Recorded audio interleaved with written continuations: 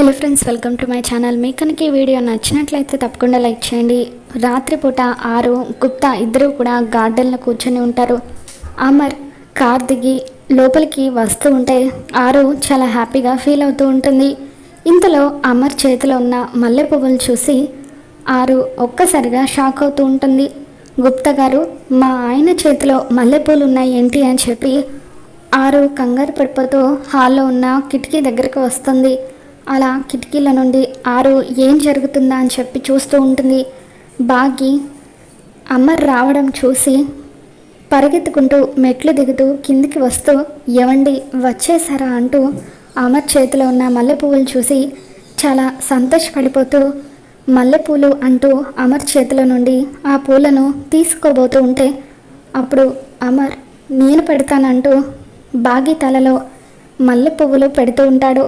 అలా అమర్ బాగి తలలో మల్లె పువ్వులు పెడుతూ ఉంటే అది చూసి ఆరు షాక్ అవుతుంది.